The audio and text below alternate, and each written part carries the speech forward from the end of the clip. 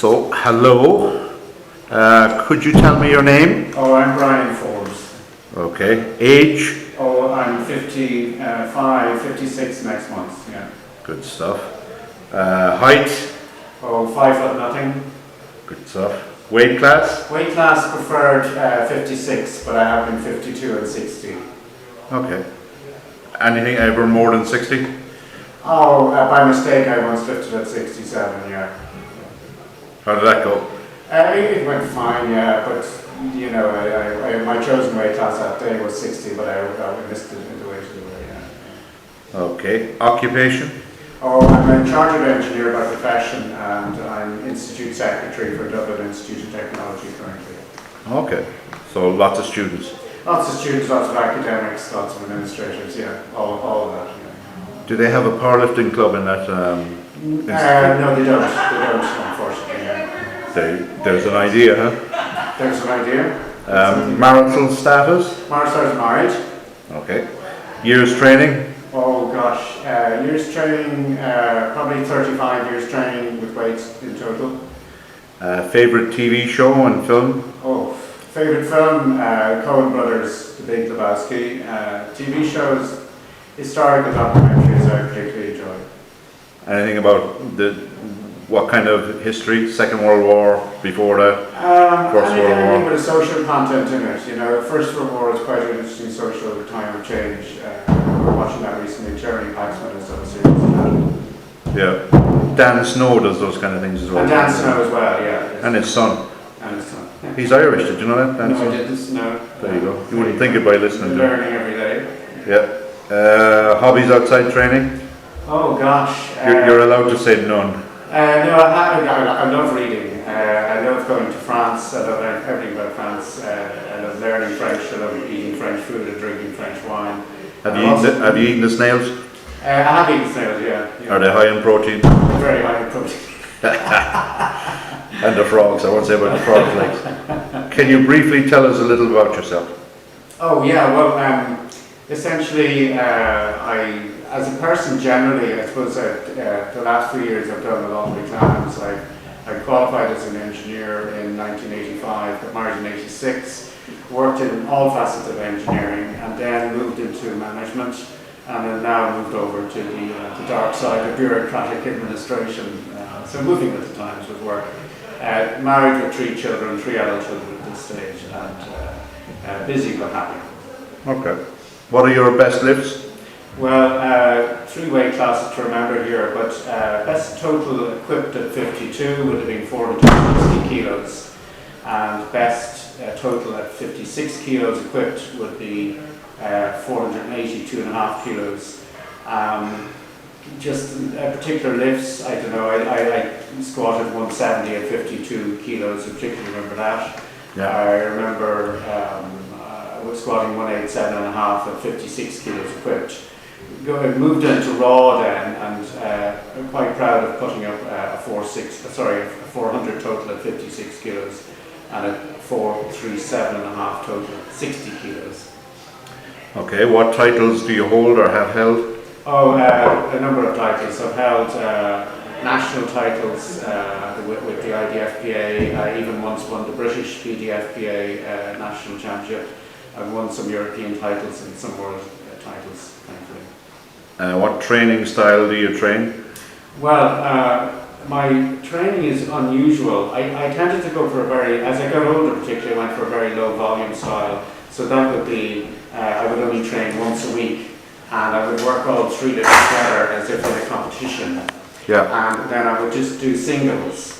And then after I'd done the 3 powerlifts, I would just do a very light set of 10 for assistance work. But the meat of it would be the singles for the powerlifts, and done once a week. I've never met anyone who said that's what they've done, by the way, and I'm not recommending it, I'm just saying that's what I did. Was there enough volume in that for the bench, do you think? Yes, well, if you do 10 sets, 10 singles, I feel you're getting a lot of volume in. But you're right, I would on the bench drop back and do a light set of 10, yes. Okay. How long have you been powerlifting? That was asked, wasn't it? Yeah. Well, powerlifting 24 years, I think, yeah. Okay. How important are training partners to you? Training partners are very very, very useful. I've trained a lot without training partners, but I always had, if you like, the help of someone in the gym to give me a spot on the critical lifts. So I think they are very important, yeah. Okay. What made you become a powerlifter? Oh, I emigrated to the UK in 1986 and went into Basingstoke powerlifting club by mistake, and saw these crazy men training, and decided I would never ever powerlift, as it was just a lunatic sport. The following week, one of them came over to me and said, "When are you joining our club?" And as they say, I've never looked back since then. Yeah. And who was that famous guy's name? Oh, the guy that came over was this huge, hairy, guy, beard, huge muscles on him, looked like a caveman, appropriately named George Stoneman. Yeah. The guys that I really am totally indebted to are Andy Bonner, Peter Bedford, George and Ben Stoneman. All in England, yeah? All in the UK, in Basingstoke, Hampshire. Okay. What is the biggest mistake that beginners make? Oh, I'd say, I'd say two biggest mistakes. Well, one biggest mistake is to try any anabolic steroids or any drugs. That would be the first biggest mistake. Yeah. And the second biggest mistake possibly is overtraining, trying to lift too much too soon. Okay. What's the craziest thing you've ever seen in powerlifting? The thing I fondly remember was at my first competition, my teammate and the guy in the same weight class, same club and everything, a huge affection for, and an excellent lifter, Peter Bedford, consumed 6 Mars bars between the bench press and the squat. And when he went out and did his second deadlift, shall we say, the Mars bar were forcibly ejected onto the centre referee. Did the referee give him a red for that? He got several reds, and it was also caught on camera. Somebody just happened to put it. Anyway, I won't go into the details, but you can imagine. Helps you work, rest and play. What do you think is the most important factor when it comes to upping your lifts? Oh, I think the most important factor is actually handling the heavier weights and lowering the repetitions. I do agree, you do need to make sure you're getting sufficient volume in, and everyone's different in that regard, but without the experience of handling the weights, the heavier weights at low repetitions, your lifts won't come up. What's the difference between an average lifter and a champion? I think there are two critical differences. I think the difference would be the champion knows the fine line between training extremely hard and overtraining. And the second difference is a champion has this utter ruthless dedication where they push back pain, tiredness and everything else just to complete a lift. Okay. What about injury though? Would they be inviting that on? They are, but my experience with injuries, I have got injuries due to overlifting on a specific lift on a particular day or whatever. Yeah. But 99% of my injuries were the product of overtraining. What was your worst injury? My worst injury was when I completely squashed, it looked like a poached egg on this CAT scan, my L4, I think, disc. Okay. That was serious, yeah. Was that a surgery job, was it?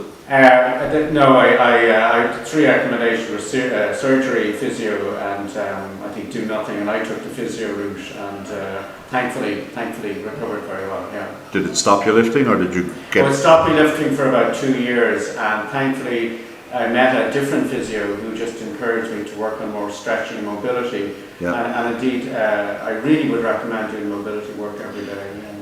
And did you come back stronger? Or? Yeah, I went back. Entered the 1997 World Championships and did 460 kilos equipped at 52. PB? PB, and I really outstanded. I got 440 Schwartz points. I think by any standard that is quite a good accomplishment. So that shows you can come back from injury? It shows you come back from injury, yeah, for prudence, yeah. What is your favourite lift? I don't have a favourite lift. If I was to argue, I might say the deadlift, possibly, but I don't really. All lifts are challenging and satisfying. Okay. What keeps you motivated to continue to work hard and progress? I think your training partners and your family, and at the end of the day, someone is giving their time and effort either to give you time to train or actually training with you. And if you kind of offer it up for them, is the only way I could describe it, Yeah. remember them at the time when the lift is challenging. I used to remember my wife because I was terrified for her. And in fact, one time I walked down the hall and said, I did that last deadlift for you. Yeah. But she replied, well, if you'd done a fourth attempt, I would have gone up there and killed you. What's the biggest obstacle you've ever faced in achieving your goals? Would it be that L? Yeah, that injury was really painful, yeah. And that painful for about 2 years. I can't over... Did you stop for 2 years? Hmm? You stopped I powerlifting? stopped, yeah. I kind of trained around it, but I wasn't doing any of the powerlifts, sure. Did it affect you psychologically, or? It did at one point. I mean, I couldn't work sitting down. I had to stand up in the office. I really thought I would never lift again, yeah. Yeah, well, it's amazing to overcome that. What are your calories and diet like? Yeah, I don't have the numbers of calories, but the diet is, I would describe it as high protein, medium carbs and low fat. I would be very weight class focused, so I do have to reduce calories coming up to a competition. Okay. Is diet important to you? Yes, it is.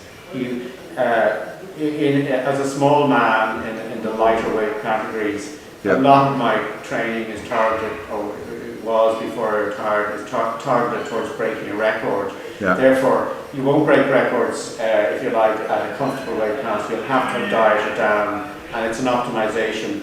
You'll only be at that strength level for one day, because the next day the starvation will kick in. So it's a balancing act. That, of course, is amazingly satisfying intellectually, very hard on you physically, but there's a double satisfaction that you have to balance. To be able to get there and figure it out. To increasing strength and reducing calories, yeah. So one day later, your body is using your muscles for fuel. Well, it's the weeks after a competition you're most likely to get injured, because mentally you're at your strongest. You can work really amazing efforts out of your body, but physically you actually have sort of sunk into a slight decline.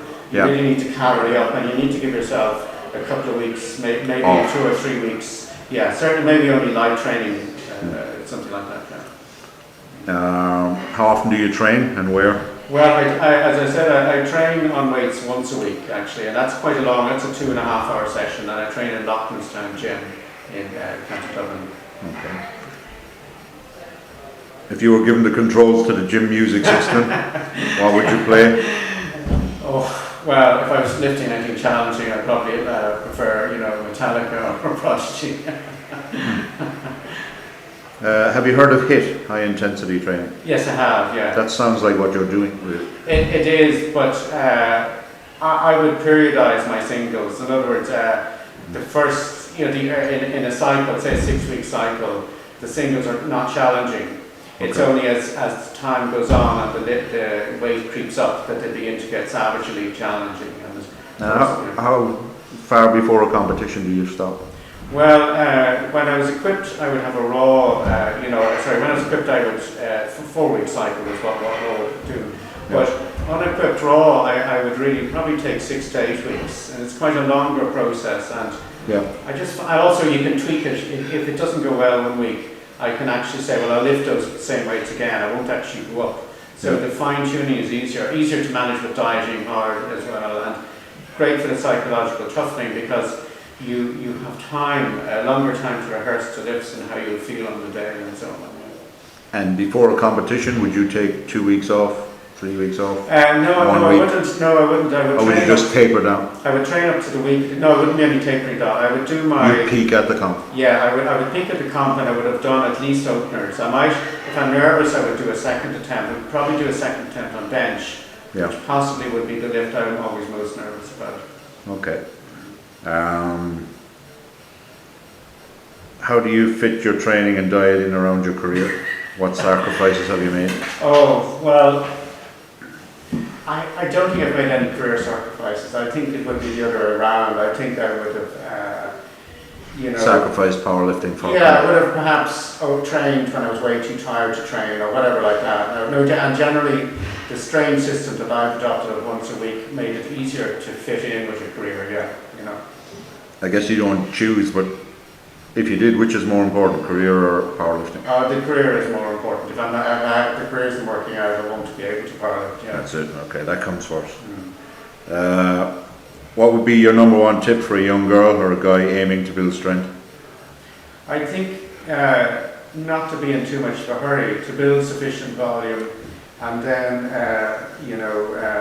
ease up the weights gradually.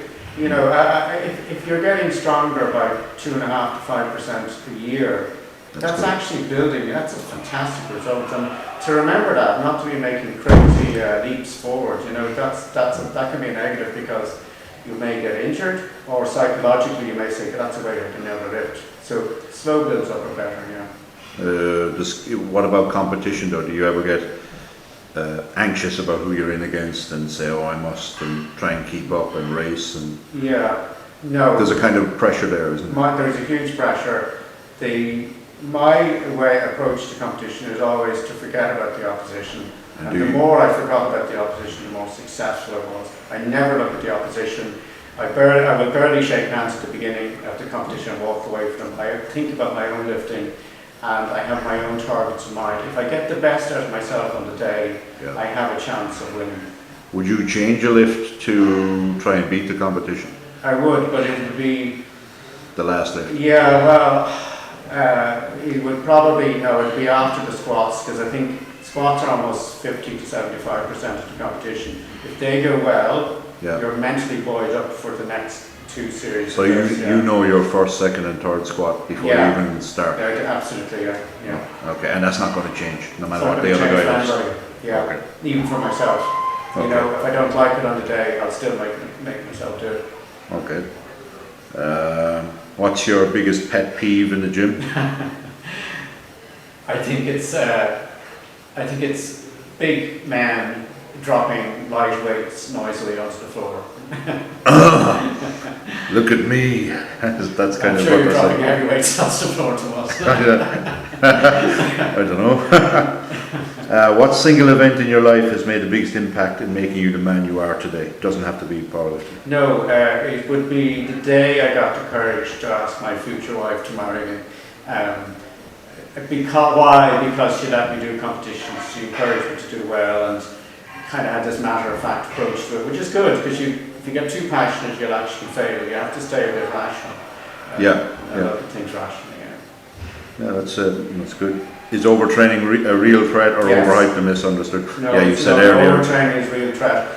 If you're not progressing, and if you're picking up small, niggly injuries, I'm convinced that's a symptom of overtraining. Yeah. And then you have to either reduce the volume or the frequency. Have you ever pulled a muscle? Yes, loads, Which ones? Oh God, I've pulled my back. I mean, I have numerous back injuries, wrist injuries, quads, hamstrings, and the most dramatic was with wraps on at 52. I did 3 reps on 155 kilos, and on the third rep coming up, there was a noise like a banjo string being pulled apart, twang, and that was one of my hamstrings. And was that a surgery job, or? No, it wasn't. But you could hear it? I could hear it, and my colleague behind me unfortunately didn't hear it, or didn't jump in and lift me up, so I had to sort of finish it with one leg, which was mad. And then the next thing was, I did notice, I did nothing for a day, but I noticed there was a lot of blood pooling, which I always think is a good sign, because then the healing is beginning. So no, I didn't get any treatment for that, thankfully. Worked out, okay. So perhaps it wasn't as serious as it felt. Okay, well, if there was bruising, I guess it was, what do they call that, a grade 2 tear or something? Yes, I would say so, yeah. Best thing you ever bought, powerlifting related? Best thing I ever bought, I'm very fond of 2 things. I bought a very cheap belt, but it had the thickness that and I was able to cut it down to my size, and it just seemed to work very, very well. Where did you get that in? I got that in the UK. I got it from Powerlifting Supplies, and I think it was Dennis Unit at the time. This has gone back to the 80s when I bought it by postal order or something like that. Yeah. 2 prongs or? 2 prongs, yeah. Okay. And you describe your perfect day? Perfect day would be to get up, black coffee, 4 slices of crisp bread, heaped with cottage cheese, drink a full pot of coffee, put on my tracksuit, go down to the gym, train for 2.5 hours, come back, have a light snack, and then prepare for a lovely dinner in the evening with family and friends, and wipe out a bottle of red French wine, ideally from the Languedoc region of France. Your favourite food? Oh, my favourite food, unfortunately, is red meat. As I get older, I'm trying to eat lots more fish and so on, but I could murder one or two T-bone steaks. I'm sorry, I'm ashamed almost to admit that, but that's what I love. Okay, that's good. And falls in with the sport. Your most disliked food, besides the snails? No, I could eat anything. Like, there's nothing I don't remember I couldn't eat, yeah. You wouldn't eat sugar though and junk, would you? At all, yeah. If I not knowingly eat it, yeah. Sugar, I think high fat, I try not knowing to eat that. Yeah. Sorry, fatty fishes, like salmon or something like that, I think that's good fat, but Yeah. generally it's a low fat diet, very low sugar, yeah. Okay. Your most disliked food? We've said that. Your favourite quote or words of wisdom? My favourite words of wisdom. My favourite words of wisdom are what I would address to all my loved ones, and I put it at the end of a thesis that I finished recently. And I'm definitely saying to all the lifters and officials in the IDFPA today, and they are, it's an ancient Latin prayer which says, in vobis speravi non confundar in aeternum, which means, in you have I hoped, I will never be disappointed. No. Very good. Do you remember the Latin Mass? No, the Latin Mass sort of predated me, but yeah, I picked up bits of Latin from Church Latin as well, yeah. Okay, our final question. What does it mean to you and how does it feel to be in the IDFPA Hall of Fame? It's just an enormous honour. It's terribly gratifying. I can't overstate that. Yes. From very humble beginnings, a drug-free option is there, and I can't overstate the importance of a drug-free option. Yeah. Where you can compete and you can have colleagues, great camaraderie, great coaching, listen to your referees, because at the end of the day they're improving your technique, but you get this cohort of people that are there that actually want to live for a long and happy life. Yeah. They don't want to get sort of burnt out or die. And I did meet one person who sadly died from drugs back in the UK, and what released. No, heart attack, free was option. Yeah, he seemed to we weighed him in at one competition. Yeah. 6 months later, he was 50 kilos heavier, mad on drugs. Looked ridiculous. Doubt, looked ridiculous, and Being sticking out. drops dead, and he named the newspaper. Hallelujah. How sad is that? No, this is the way forward. This is what gives you the motivation. This is why you do the painful sessions, because you're doing it for yourself. And the last thing I would simply say is, if you're drug free, you own your performance. It's your body, it's your performance, it's your lifts. Yeah. Can't get better than that. That's true, that's the truth. Well, thank you very much, and we shall now wrap it up. Thank you, Tomas.